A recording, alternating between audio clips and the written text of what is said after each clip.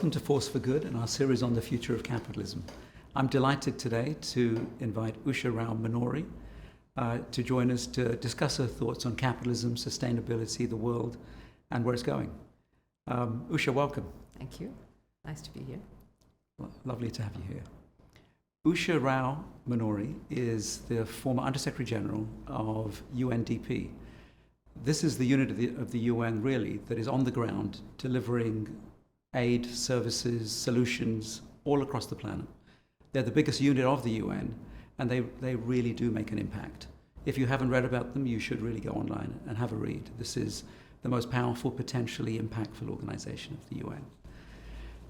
Usha, before that, also worked at Blackstone, and before that, at the IFC, the division of the World Bank, dealing with financing. She's, for 30 years, dealt with investing, and investing in the world at large, not just for profit, but also for impact.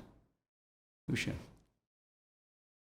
let's hear from you on what you think are the biggest issues facing the world. Why don't we start at that level, and then we'll go all the way to how we can make an impact in the world for good. Thank you. That's a very open-ended question, but I think if you think about it, there's three big issues that face the world today, and they are, first, peace and the lack of peace in the world today, inclusion and the lack of inclusion in the world today, and unfortunately, the third one is finance. There's just not enough finance to achieve the development and prosperity that we want to achieve as a people and a planet. Usha, take each of those. Do you see them as interconnected? They are, inevitably, because without peace and inclusion, finance won't go where it's supposed to be. There will always be enhanced risk in putting money out there. And what we need today is not intention, really. What we need today is action. And by action, there's several factors you bring together, of which one is finance. So the three things are connected, and one won't happen, unfortunately, without the other. So we have to work on all three fronts. Usha, the UN's job, in some ways, is to find the solutions to these. If we take it in reverse order in terms of your career, did you feel that's what the UN did, that it looked at these three issues and did what it had to do to really find the solutions to these? Well, it does, really, when you think about it, because the three pillars of the UN system are peace, humanitarian affairs, and development. And so they almost completely align with the three issues facing the world today. That is good as a framework. That is good as an intention. What the UN does is try to bring the three pieces together to create these trajectories of prosperity that we need today. And it's not just prosperity for individuals and people and countries, it's prosperity for the planet. And that's why we delve into issues which are interconnected, such as social inclusion and climate change, water, and development in health and education. These are interconnected issues. And in my view, one of the most important contributions of the UN system is a systemic look at development and prosperity. Not looking at it through a series of verticals or silos, but looking at it as an interconnected system that has to work together in order to achieve what it wants to achieve. And that system is the SDG system. The 17 SDGs live together, work together, and have to be achieved together for us to really move the needle. And that's what the UN is trying to do. So Usha, the SDGs, the UN Sustainable Development Goals, they began in 2015. Mm-hmm. They're very powerful, yes, too, because they represent the world coming together and agreeing how to make the world better. Talk a little bit about those and how you see that as important. For me, the SDGs really are the investment prospectus for the world, for people and the planet, of where to put our money, resources, intelligence, and passion in order to come out with a different and better future. The 17 SDGs make up the most critical points of that trajectory as they were conceived. And they all have to work together in order, as I said, to achieve the kind of levels of prosperity and development that we want to. Today, the SDGs are a framework, and they should be looked at as a framework. But the reason I'm calling them an investment prospectus is because it's not just a framework with a call to action. It has to be action itself, where you bring together finance and investment, you bring together policy and regulation, you bring together social inclusion and a few other factors in order to achieve the critical mass and scaling that you need in the world today. One of the criticisms, Usha, of the SDGs is that it is a noble endeavor, but it's not investable because there isn't the return that people need to deploy capital on the private funding side. Do you feel that's true across the board for some of the SDGs or not at all? I don't agree with that. I'm sorry. Talk about that, please. It is very easy to say we're not achieving the SDGs. And yes, various things, including the pandemic, have affected a trajectory that we put ourselves on back in 2015. But that doesn't mean we haven't made achievements, both big and small. And one of the things that the UN is trying to do with the Sustainable Development Summit, the SDG Summit that's coming up, is to show the positive use cases and not just lament where it has not happened. There's so many examples I can give you in the electricity sector. One of the most recent ones, which is India's, the Chandrayaan mission that was so successful.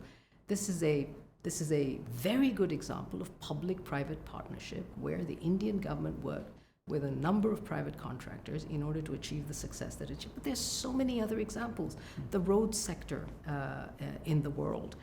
In the United States, you have the health sector. There's so many other sectors where you see partnerships and collaborations which have formed the basis of positive use cases. And my request to individuals like yourself, powerful individuals like yourself, is to talk about the positive and to talk about where it has worked as a blueprint for where it can work some more and where it can scale. So, Usha, as you know, for our 2023 report on Force for Good and Capital as a Force for Good, we believe they're completely achievable.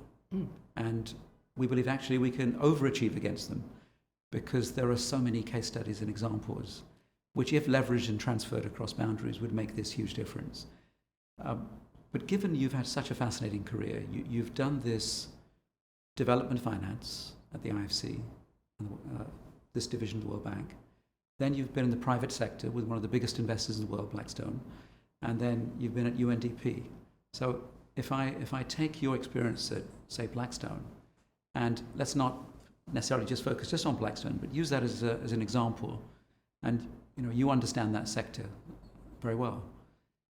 Do you see private investors finding the investment opportunities inside this, inside the SDG framework? The short answer is yes, but the slightly longer answer is that not by themselves. Why? What I have seen in my career, you mentioned 30 years, I think it's a bit longer. What I have seen in my career is that it has to be that until recently, it was a combination of two things that created success in the kind of spaces that we're talking about, these SDGs, whether it's infrastructure, whether it's water, whether it's energy, whether it doesn't matter. And that was a combination of policy and financial instruments, or policy and financial frameworks. Bring those together and you create an enabling environment where money can come in, quite frankly. Post-pandemic almost, or let's say in the last 4 to 5 years, there's a third element that I think about constantly, which is that there has to be, in addition to the policy and financial instruments, there has to be a social instrument, because without inclusion, without social equity, it doesn't matter what architecture you put in place. It's not going to be resilient, and it's not going to achieve the outcomes that you have set up for it. So today, I believe, from my perspective, that the blended finance 2.0 that we should be looking at is a combination of these three instruments of policy, finance, and social, and how you structure investment opportunities in order to achieve all three goals. Usha, I like that. It's a great framework, and we've had different versions of it in this dialogue series on the future of capitalism. We've had somebody say it's risk, return, and impact. And they see that as now the new framework, where it used to be just risk and return, you had impact. so far we haven't had somebody say, but we should expect less return. Do you think we need to, as a world overall, to start to expect less return for taking risk and making an impact? Or do you think we should expect a high return for the high risk that we have to take to transition the world? I don't think you should expect less return. But honestly, when I think about this, it is also a question of definitions. How do you define return today in 2023 going into 2024? Is it just financial return, or is it a larger measure that we're looking at which incorporates a larger social return or impact? I think it is definitional, but in very basic terms, because you achieve impact doesn't mean you have to take a haircut on return.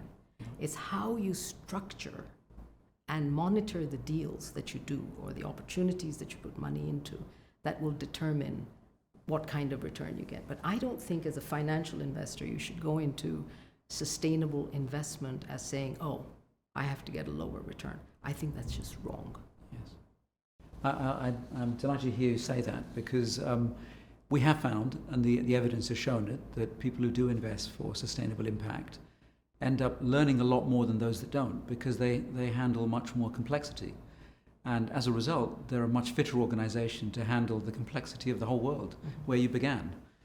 And so as a result, they'll be more resilient, and they're much more likely to find great opportunities and to deliver the return from them. If I go back in your career to the IFC, that was a fascinating time for you, right, in terms of what you saw change in the world and the IFC's role in that. Will you talk a little bit about that? IFC was not the world's, but yes, I think the emerging market's first private equity outfit, quite frankly. That's what we did. We put equity and debt, but we put finance into companies in the emerging markets that we thought had a chance to grow and to achieve the objectives they had set for themselves. It was a very heady time in areas that I know, like infrastructure, because it was very new. Private participation in infrastructure was very new in the 90s. If you recall, some of the most, Argentina, for example, and Latin America had some of the earliest public-private partnerships that we saw in infrastructure. What that meant in IFC is that we had to put the policy and financial instruments together in a contract, because in many of the countries in which we worked, there was no regulatory framework that we could rely on or a legal framework that we could rely on. We regulated by contract. And you will recognize as a financial person that that's perilous, quite frankly. But because of who we were as IFC and because of the high expertise with which we structured these deals, we were able to do it and retain our AAA rating. Not to say we didn't make mistakes, not to say that we didn't have to redo some of the things we did, but overall we found structures that worked. So I think, again, it's a question of looking at how you define return, define development, and define impact. If you take the seeds of what you saw there and you bring them to today and the work you've done at the UN, what are the things that we need to bring to bear today in the world to make this impact?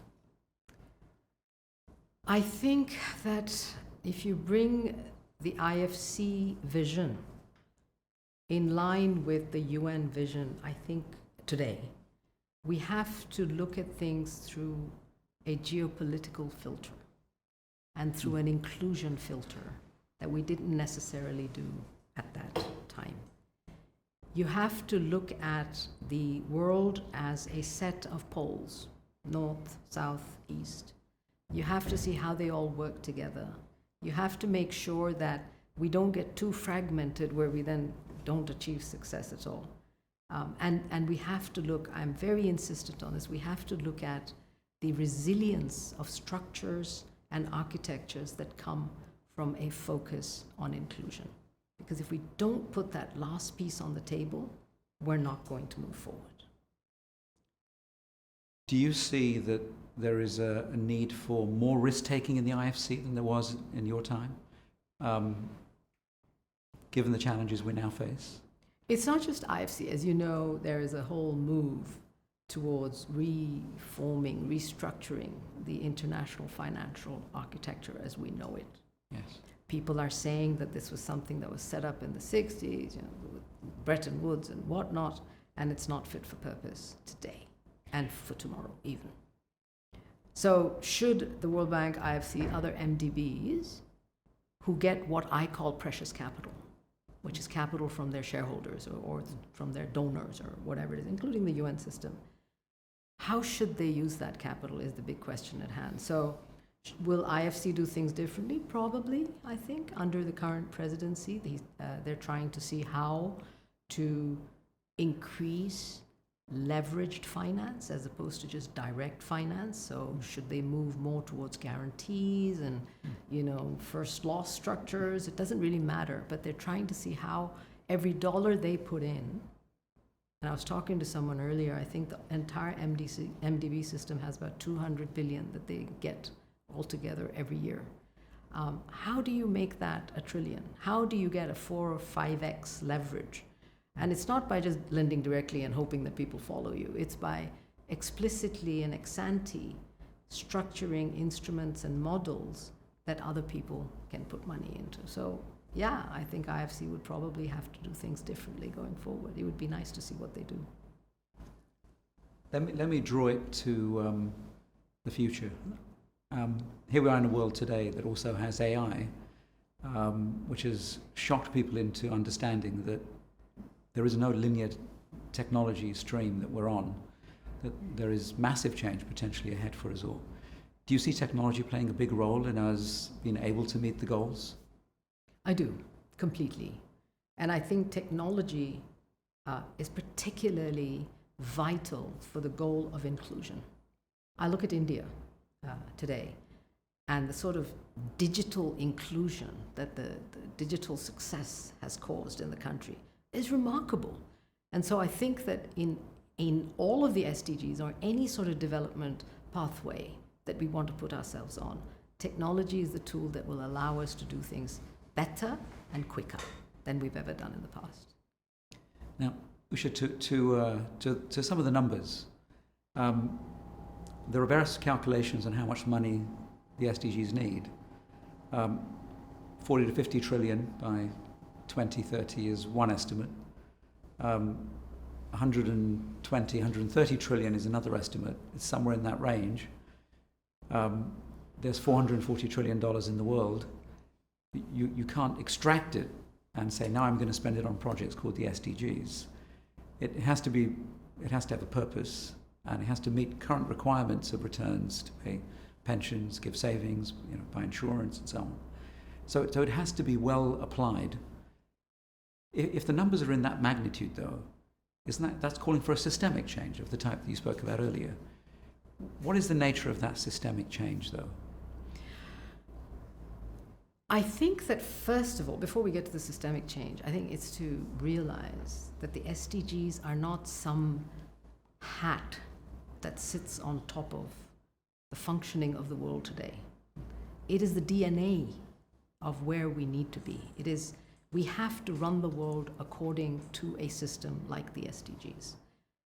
If 10 years from now we decide it's not the SDGs, but it's something similar to the SDGs, it should be part of our everyday trading transaction, our manufacturing transaction, our financial transaction.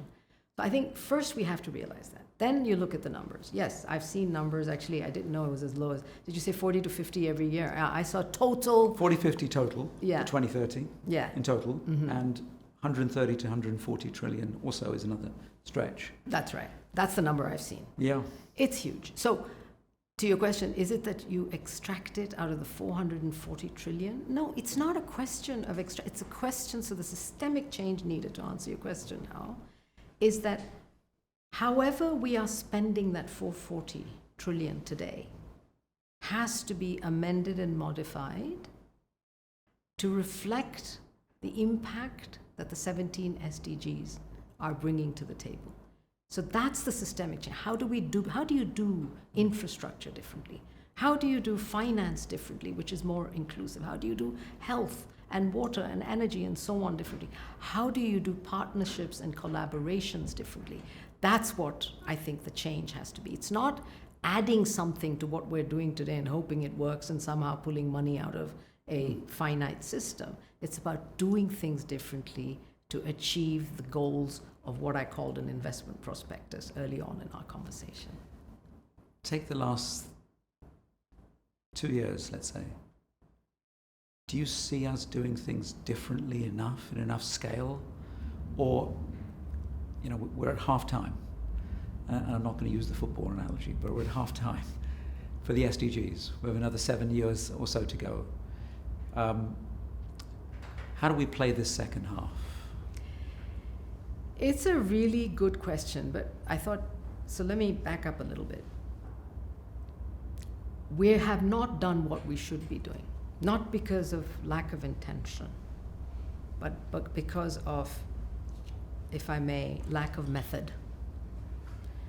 We have an intention to follow the SDGs, to get on green pathways, to worry about climate change and do things differently, reduce emissions or whatever. All those things, we have an intention. But our current systems, our trading systems, financial systems, manufacturing systems, have not been modified adequately in order to achieve those outcomes. So what we have to do now, you called it halftime, fine, is to, using your football analogy, get into a huddle with legacy actors and legacy players and the new actors and the new players. And by this I mean both countries, individuals, companies, everybody. And think about what our risks are and how to address those risks through new methods of action. And I think that's our challenge, and that should be our goal for the 7 or 8 years we have left to 2030. And I think we will do that, not because we're scared necessarily, also because we're scared and with everything that's happening around us, but because I think, but I'm an optimist, I think that people are realizing that our best future is in front of us if we make the right choices today, and that we can make those right choices because fortunately many of them are in front of us. We just have to pick the right ones. So whether it is renewable energy, whether it is keeping water scarcity as part of your investment strategy, whether it's making sure that there's a social safety net to the deals that you're doing, all those choices are here today, and technology has helped us with much of that. So we just have to make the right choices, and if we do that over the 7 to 8 years, I'm not saying we're going to achieve 100% success, but we would be somewhere around 80%. I think that's good enough to go the next 30 years. We're certainly a smart enough species to figure it out, right, if we chose to. I think so. Right, so let me bring it all together with you as we wrap up and get to the end of this part of the dialogue. Do you feel optimistic, and do you see big examples of things which, if done, are a cause for optimism? Yes, and the standard example I give, but everybody gives, is look at renewable energy. Look where we were when I was doing energy in the 90s, private energy, and look where we are today. And one of the reasons it happened, was that nexus of a policy instrument, feed-in tariff, and good financial instruments that brought enormous amounts of financing into renewable energy. It doesn't matter whether you're talking about solar or wind, or now we're talking about hydrogen, and so on and so forth. That is an example of how we put our money where our mouth was, quite frankly. And by that I mean both the public and private sectors came together and said, how do we achieve this? Other examples, in the infrastructure asset class space, is in roads in many countries, including in India. What they did was they brought in money using, for example, in India, it was a cess that was used to put together a fund of money in order to attract the private sector and leverage private sector funding in order to bring out the road system. So these are the partnerships and collaborations which brought policy and finance together. And they were successful. There are many, many, many others around the world if you look at them. Health systems, education systems. Looking forward, what more do we need to do? And as I've said several times in our discussion today, we have to ex ante structure in resilience. And by that I mean social inclusion. How do we do that in the deals we're doing? And two, how do we explicitly and legitimately use technology to make our job easier? So yes, we all know about telemedicine, we all know about teleeducation and so on and so forth, but how do we use technology more effectively in order to achieve our goals? That's kind of where I think the new models, business models, the new financial structures have to be built. Usha, would it be fair for me to say you're an optimist, you're a realist about what can happen, and you have good reason to believe that we can actually close this gap because you've seen it from many perspectives now, and you believe that can be driven to a conclusion in this generation? It's a wavering nod, but yes. Why is it a wavering nod? We need to do something we're not doing well enough. We're not doing well enough, yeah. And I guess there's more than one thing, but one thing we're not doing well enough is to bring what I call the legacy actors to the table. Those who will be disadvantaged by a new pathway or a new trajectory or a new model or a new structure.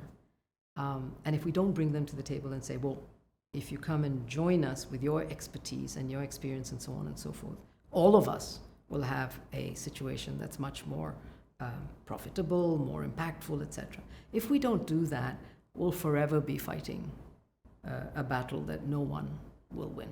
So that's why it was a wavering nod. So Usha, the temptation is to believe that the UN system in particular is geared only towards the developing world and the global south. But today, after COVID, 15 million deaths and systemic poverty hitting the world, there are pockets of people in rich countries, throughout rich countries in fact, on the outskirts and inside massive urban areas too, that are poor. That are effectively living in the equivalent of slums, that struggle to figure out how to close the gap of their own personal financing. How does the UN system help those people? How can it help those people? Because those people, if they are not helped, then actually we've failed in our own backyards in rich countries, let alone looking across to see where else we can help. And people will vote against helping others if they don't see it happening inside their own countries. What do you see? Well, I mean, the UN's mandate and the people we serve are the people of the country. Yes, our partner is the government, but those that we serve are the people of the country, particularly the ones at the bottom of the ladder. What we do is put in place, as the UN, what the UN does is put in place programs to, whether they're social security net programs, whether they're universal income programs, it doesn't really matter, health, education, etc., in order to help those people survive, first of all, and prosper, second. That's what we do. That's our mandate. How successful are we? Honestly, I think if you look at UNDP's Human Development Report and the HDI, which is the Human Development Index, until about 3 or 4 years ago, we were doing pretty well in terms of bringing down poverty as defined. Again, I go back to definitions. But we were doing pretty well.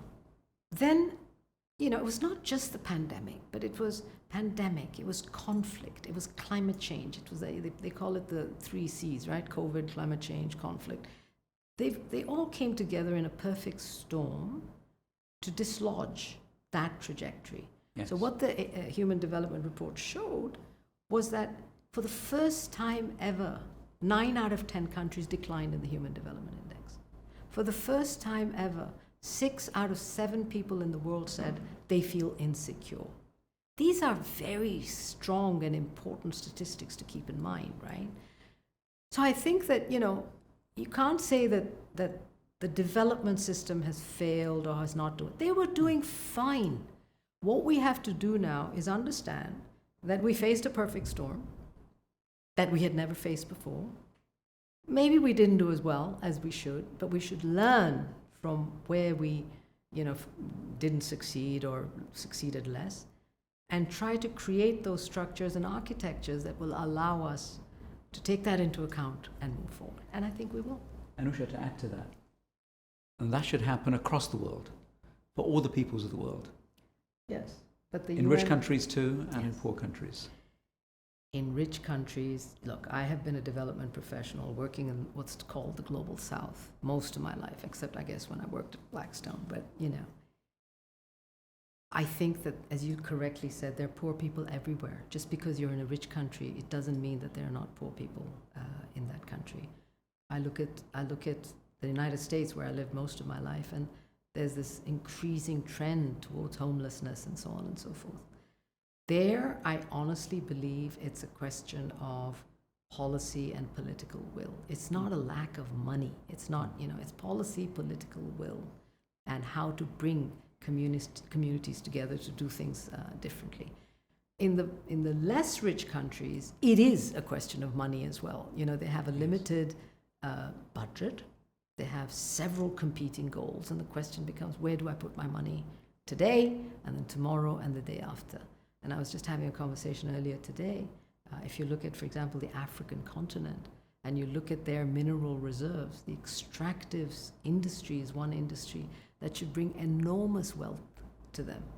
But so far, it hasn't, and that is slowly changing. And I was saying that this whole sustainable development narrative is playing out in some way in the extractive sector, because things are rebalancing very slowly, but they are. And you know what I'm talking about, the recent Botswana sort of agreement that was struck and so on and so forth. I think people are sitting up and saying, if we have a resource, let's use it for the larger good. Sure, we want to make a return and financial return, but what about the impact that comes out of it? So I think it's just interesting in terms of new models that are popping up around the world, and also different power dynamics, which are popping up. You know that now the BRICS have met, right, last week or whatever.